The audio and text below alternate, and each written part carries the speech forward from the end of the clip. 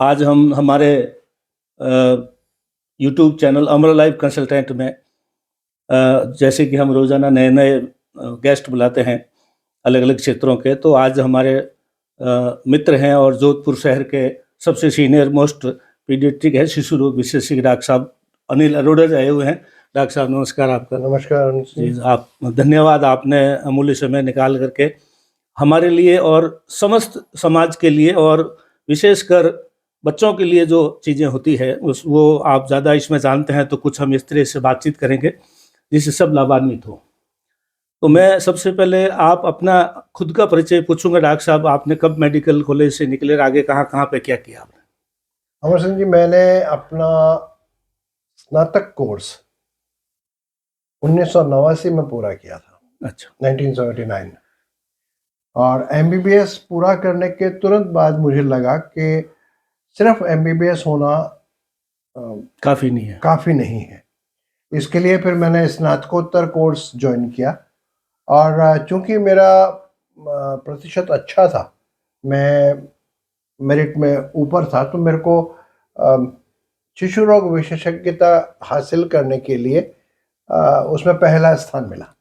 बहुत बढ़िया। मैंने अपना इस कोर्स का, स्नातकोत्तर कोर्स का जो पूरा ज्ञान है वो 1984 में प्राप्त किया। मेरा रिजल्ट 1984 में निकला जी। और 1984 से आज तक मैं इन शिशुओं की, इन बच्चों की सेवा कर रहा हूँ। करीबन 41 ईयर हो गए। करीब 41 साल। करीब 41 साल। बहुत बड़ा एक लगभग आधा शतक है, 50 साल के आसपास। अभी भी आप सक्रिय हैं, तो आगे भी जो है सेवाएं देंगे।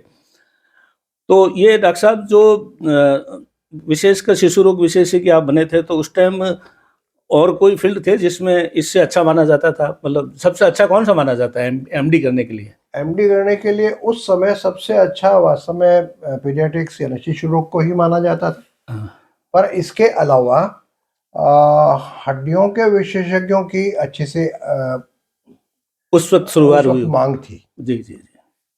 और यस, फिजिशियन और सर्जन ये तो हमेशा से ही सर्वकालिक है ये तो। हाँ, बिल्कुल, बहुत बढ़िया साहब। कुछ बातें मैं और करना चाहूँ। जोधपुर शहर में जैसे कि आप भी हैं, तो आपके लगभग कितने डॉक्टर होंगे जोधपुर शिशु रोग विशेषज्ञ? लगभग अब तो करीब 50 से ऊपर होंगे। 50 ज़्यादा ही होंगे बल्कि। बिल्कुल। और आप तो जो आपका मैं जिस समय अपनी डिग्री पूरे करके निकला था उस समय 25 के आसपास रहे होंगे। ओके। तो कोई आपका संगठन भी ऐसे बना जिसमें आप कुछ रहे थे पहले पदाधिकारी? हमारा यहाँ पे पूरे देश में बेसिकली भारतीय शिशु अकादमी नाम से एक प्लेटफॉर्म है जिसमें मैं 1984 से जुड़ा हुआ हूँ। बहुत बढ़िया। और उसमें जोधपुर के तब सबसे सीनियर व्यक्ति डॉक्टर आर.एन. सिंह साहब, डॉक्टर बी.डी. गुप्ता साहब, doctor Mukesh ji, doctor D.R. डावी साहब, डॉक्टर चितलांगिया साहब, ये सब लोग थे।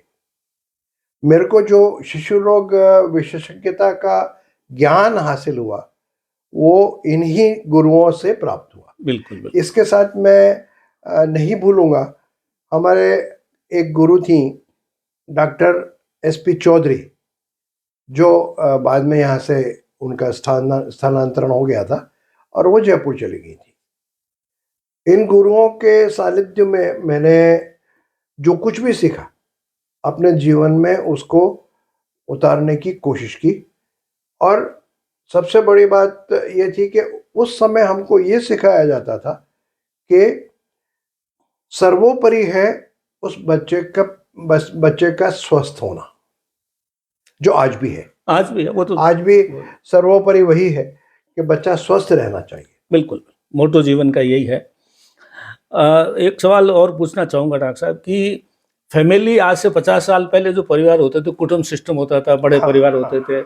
और एक दादा है, 4-5 बच्चे हैं, उनके 10-20 बच्चे घर में मिल जाते थे। उसके बाद में आज से 25-30 साल पहले न्यूक्लियर फैमिली का ज़माना आया, पति पत्नी और 1-2 बच्चे।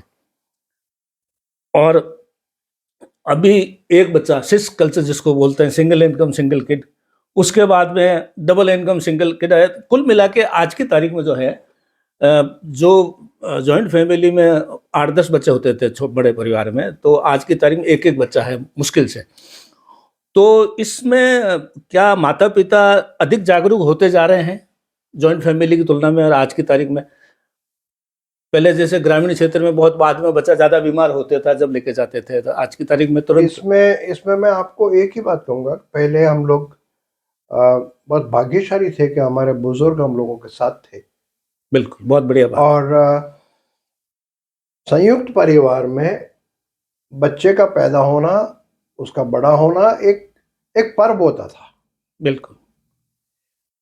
उस समय शिशु की देखभाल, शिशु का स्वास्थ्य किसी एक आदमी के भरोसे नहीं होता था।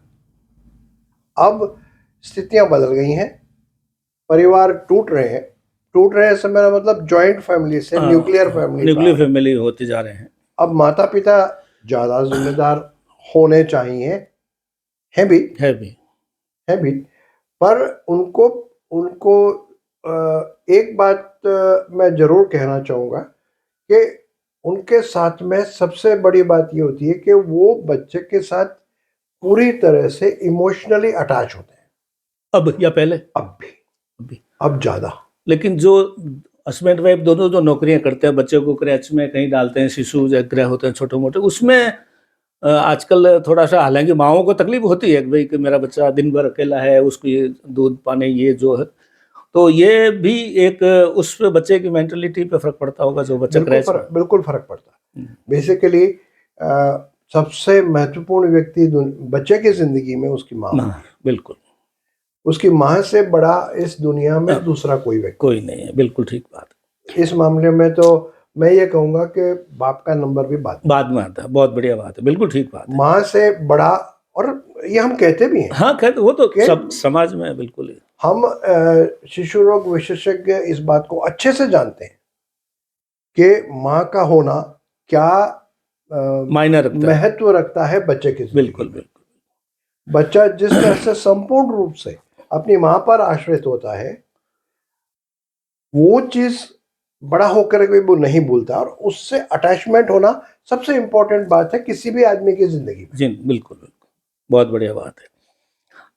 एक सवाल और करना चाहूँगा, जैसे अभी जो हमने देखा है, पोलियो जो है करीब करीब भारत से खत्म हो चुका है। बिल्कुल सही कह रहे हो।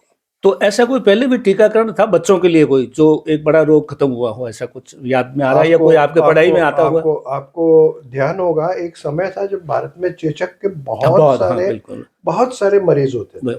बिल्कुल सही बात। मानव की चेचक नाम की बीमारी पे पहली जीत थी उसको खत्म करना। अपने भी टीके लगे थे सबके। चेचक के दाग वाले पहले लोग होते थे, आजकल नए बच्चों में नहीं है। अब तो वो चेचक रोग के दाग वाले व्यक्ति थोड़ा से कम हो गए, कम दिखते हैं। पर यस, मैंने देखा खुद, मेरी एक सहपाठी थी, उसके भी चेहरे पे इस तरह से दाग थे। और थोड़ी सी मजाक कर लूं, पहले कहते भी थे किसी लड़की के अगर चेहरे पे इस तरह के दाग दिखते थे तो कहते थे चांद तो हुई, साथ में तारे भी। सही बात, बहुत बढ़िया बात। पर ये सिर्फ मजाक की बात है। हाँ, नहीं, उस बीमारी में सबसे बड़ी बात ये होती थी कि चेचक के जो चेहरे पे फुंसियां, राश जो होती थी वो गहरी होती थी, और जब वो उसका ठीक होना होता था, जब उसकी हीलिंग होती थी, तो वो अपने दाग छोड़ के जाती थी। बिल्कुल सही बात। ये और वही एक बीमारी ऐसी है जिसपे मानव ने पूर्ण रूप से विजय पाई, और उस समय के बाद से अब तक एक भी केस रिपोर्ट नहीं हुआ है। और पोलियो में भी अमिताभ बच्चन के जो आते थे ऐड, वो देखते थे, तो उसमें भी भारत में लगभग मेरे हिसाब से नहीं के बराबर अब पोलियो में होगा। कोई नए बच्चों में नहीं देखा। आपका ज्ञान ठीक है। पोलियो नाम की बीमारी भारत से संपूर्ण रूप से खत्म हो गई है। बिल्कुल। पर हमको इस मामले में एक बात का ध्यान रखना है कि हमारे पड़ोसी देशों में अब भी पोलियो की बीमारी है। हाँ, वहाँ नहीं कर पाए, जागरूकता नहीं हो गया, सरकारों ने ध्यान नहीं दिया होगा, उनका नहीं हो पाया होगा। उनकी स्ट्रेटजी, उनका किस तरह से बीमारी को टैकल करने का है वो तो वहाँ की सरकार और वहाँ के लोग जानते हैं। बिल्कुल। मैं इतना जानता हूँ कि किसी भी आदमी के एक देश से दूसरे देश में जाने के लिए सीमा होती है। आज मेरे को या आपको यहाँ से अमेरिका जाना है, यहाँ से पाकिस्तान जाना है, यहाँ से नेपाल जाना है, तो एक बाउंड्री है। हाँ। उस बाउंड्री को क्रॉस करने की परमिशन होती है, उसका एक तरीका होता है कि आप उसको क्रॉस कर सकते हो।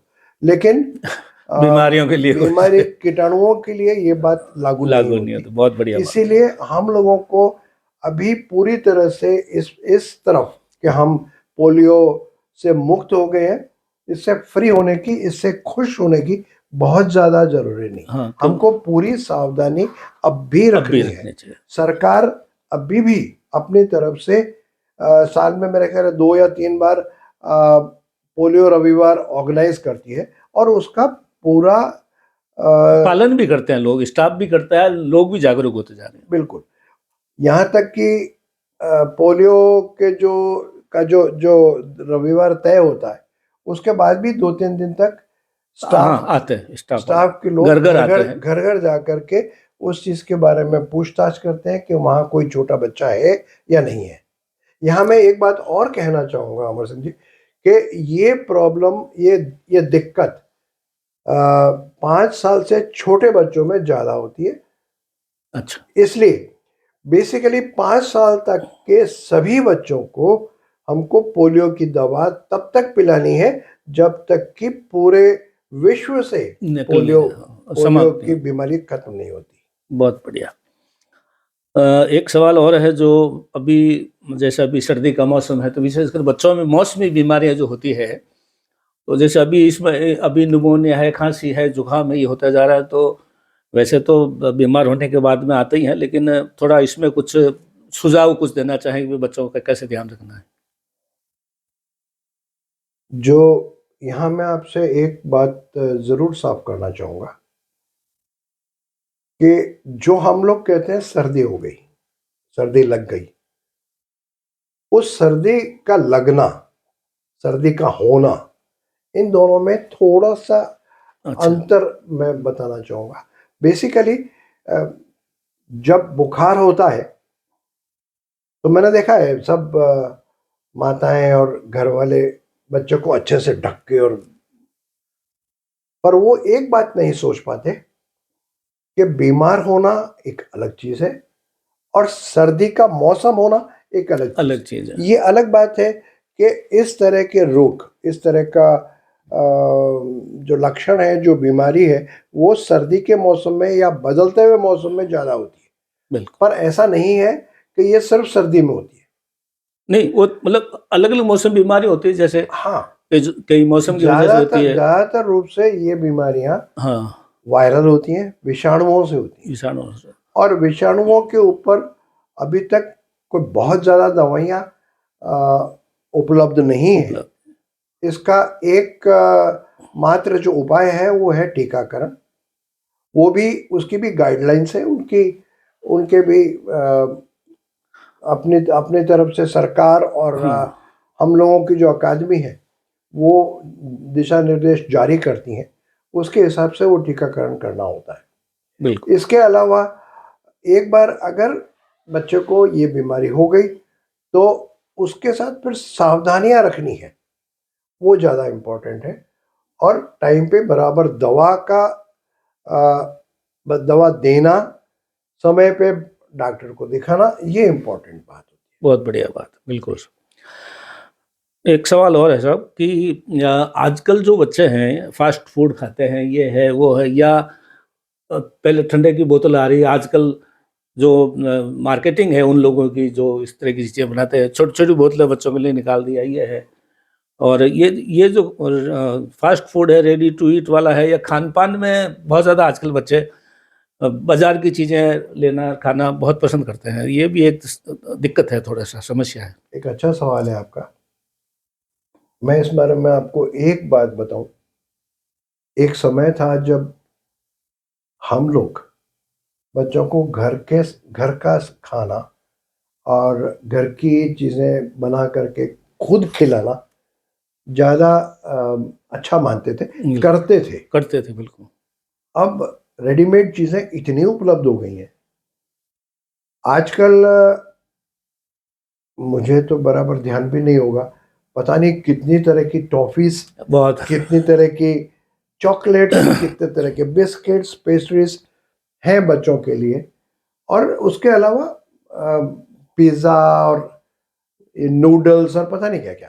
और मेरा ये मानना है पर्टिकुलरली कि जंक फूड्स जिनको हम जानते हैं, ये सब स्वास्थ्य के लिए बहुत अच्छे नहीं हैं। अच्छा नहीं है, सही बात।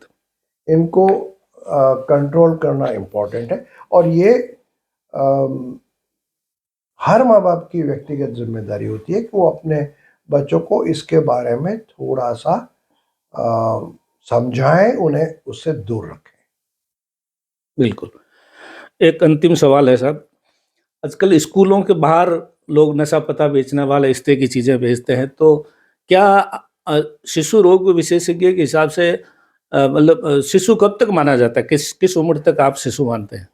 शिशु तो ख़ैर छोटा ही होता है, नहीं, 10 से पर 10 ये साल से छोटा है या कैसे? बाल रोग या हाँ, बच्चा हम उसको तब तक मानते हैं, किसी भी इंसान को हाँ, बच्चा हम तब तक मानते हैं, जब तक वो 18 साल का नहीं होता। ओके। क्योंकि 18 साल वो लिमिट है जब कानून, हमारे देश का कानून उनको अडल्ट या वयस्क मानता है, हाँ, और वही हम भी करते हैं। 18 साल तक के व्यक्ति को हम लोग बच्चों में ही गिनते हैं। बिल्कुल, बिल्कुल।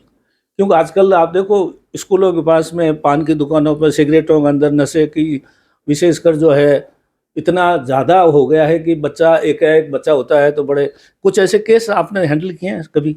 जो छोटे बच्चों को 10-12 साल वालों को कोई लेके आया हो आपके पास में, कभी ऐसा कुछ ध्यान में आ रहा है? एक आधा बच्चा मेरे को ऐसा ध्यान में आता है जब हाँ, वो, पर दिक्कत सिर्फ एक ही आती है, वो बेसिकली लेट पता लगता हो। पॉइजनिंग वाले केसेस में लेके आते हैं। पॉइजनिंग वाले केसेस उसमें फिर कानून बीच में आता है, तो हम लोगों को वो सारे जो है वो बेसिकली हमको सरकारी क्षेत्र में के अस्पताल में भेजना पड़ता है मरीज नहीं, को। नहीं, आप तो सरकारी में भी रहे हुए हैं, जस्ट मैं तो पूछ रहा हूँ कि कितने कुछ आते हैं क्या केस ऐसे प्राइवेट में आते हैं, आते हैं? आते हैं। चलिए, तो ये हमारे कुछ विशेष सवाल थे साहब। अगले सेशन में हम और कुछ पूछेंगे आपसे। आप कुछ बताना चाहें कुछ अपनी तरफ से जो सवाल छूट गया हो मैं तो? आपसे एक ही बात कहूँगा अमर सिंह जी, कि ये विषय ऐसा है जो हम 2-4-10 मीटिंग में नहीं कर हाँ, सकते। वो नहीं होगा, वो तो एक एक विषय इतना विस्तार से बात करना होता है इसमें कि आप हम जितना इस ज्ञान को फैला सकें समाज में, उतना ही मैं सोचता हूँ कि कारगर होंगे बिल्कुल, इस हमारा भी बात। उद्देश्य ये है साहब, हम जो सामाजिक जो है कुछ न कुछ समाज में कुछ कर सकें, कुछ ऐसी चीज़ें। तो ये जो मेरा चैनल अमर लाइफ कंसल्टेंट वो इसीलिए है, युवाओं के लिए, छात्रों के लिए और समाज में जागरूकता पैदा करने के लिए। तो आप जैसे सज्जन जब भी आते हैं तो कुछ न कुछ उनके जो विशेषज्ञता है उसको हम करते रहते हैं। तो ये आज हमने लाभ प्राप्त किया आपसे और कुछ बताना चाहिए। मैं भी आपसे यही कह सकता हूँ अमर सिंह जी, कि जब भी आप बुलाएंगे, जब भी आप चाहेंगे, मैं आपके साथ इस मंच पे रहूँगा, बिल्कुल, बिल्कुल। ताकि मेरी तरफ से मैं जो समाज में थोड़ा सा कंट्रीब्यूशन दे सकता नहीं, हूँ। नहीं, बहुत फ़र्क पड़ता है साहब। देखिए, बच्चा स्वस्थ बच्चा है, वो स्वस्थ जवान और स्वस्थ नागरिक, वरिष्ठ नागरिक तक जाता है, तो बच्चा तो नींव है, छोटा पौधा होता है एक बिल्कुल ही। तो उस पौधे की अगर खाद पानी अच्छा हो जाए, तो वो बच्चा स्वस्थ होकर के आगे नाम रोशन करता है, देश के लिए, समाज के लिए, परिवार के लिए। तो मैं हमारी तरफ से आपको धन्यवाद डॉक्टर साहब।